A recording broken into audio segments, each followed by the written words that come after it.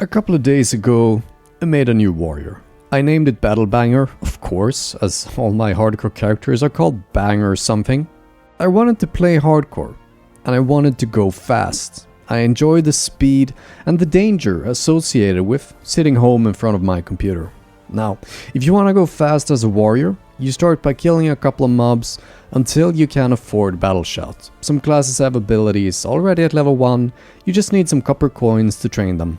So I defeated a boar in combat, not in chess, and bam, a bag dropped on the first mob. I mean, that's by far the best possible start to any hardcore character, surely. But then I started wondering, how good is that start actually? How impactful is it when you loot a bag in your starting zone? How big is finding a bag? Let's find out. Let's level through the starting zone again from 1 to level 6. I'll follow the same route as I always do and loot mobs until my bags are full. And then I'll just keep track of all the items I had to leave on the ground and how much they were worth.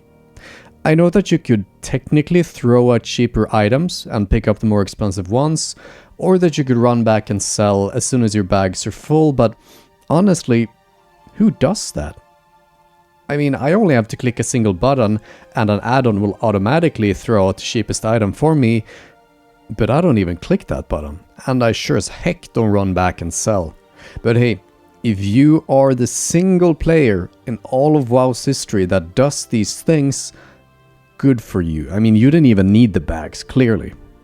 Anyway, I did actually find a bag during this test run, but for the sake of testing, I didn't use it. Now, one thing I noticed is that my bags didn't even get full until I was like level 4, so although a bag drop on the first mob gives you a blessed run, it really doesn't make a difference compared to getting it 3 levels later. Now, the first time my bags filled up, I left items of a total value of 80 copper on the ground. Now, be aware that most people leave the starting zone with like 2 or 3 silver, so that 80 copper could easily be the difference between affording a new ability or not. That's not nothing. Now, as I turned in quests and learned new abilities, I was sitting at like 2 silver and 2 coppers. I had left behind 40% of that on the ground. So what if I had gotten a bag and I guess technically equipped it? Now, looking at the items, it would be reasonable to assume that I would have gotten like another 50 copper. 1 stack of these boar teeths, or whatever they are, tusks maybe, and then some random item. On average, each item left was worth 4 copper, so had I gotten a bag, I would have had 25% silver left. More silver left. That's not nothing, you know? Now, the second time my bags got full, I only had to leave 14 copper on the ground before I could have halved back and turned in quests and ding level 6. However, how much you leave behind does of course depend on your routes. And one way to play it from here, if you wanna, go fast, is to grind to level 6 in this cave, and then you do the character stock reset service to get sent to the graveyard in Razor Hill. From there you can pick up all the quests available before you hearthstone back to end the starting zone. Now, one quest in Razor Hill, the raptor eggs, because apparently raptors lay eggs, this quest requires level 6. So if you get level 6 before you do this smart epic trick, you can pick up all the quests and finish the Senjin Isles completely before you go nerf to Razor Hill.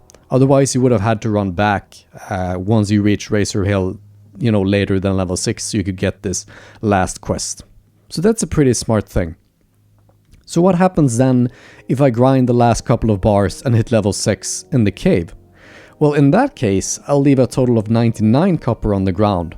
As I turn in the final quests in the starting zone, I had 4 silver and 40 copper. Now, I didn't learn both new spells, so I would have been at 3 silver and 40 copper, technically. And on average, the items I left behind were worth 4.7 copper each, so if I could have picked up another 6 of them, that would be like 29 coppers. However, the rune pelt is stackable up to 5, so there could have easily been a total of 54 copper instead. So, we've leveled through the starting zone, one scenario with a bag, one scenario without a bag, and then a fictive scenario with a bag. How do they compare?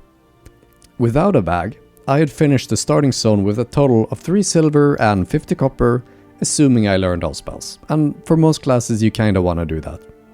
If I had gotten a 6-slotter bag and equipped it, I would be sitting at 4 silver and 50 copper instead, using the numbers we found earlier.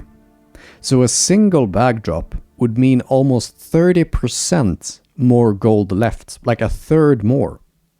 It turns out that a 6-slotter would increase the amount of gold earned in the starting zone by roughly the same amount the bag increases your carrying capacity. So if you get a 6-slot bag, that increases your total number of bag slot by 30% from 20 to 26. That's kind of intuitive in hindsight. It's kind of crazy how 30% of all the gold you leave the starting zone with depends on getting a single drop.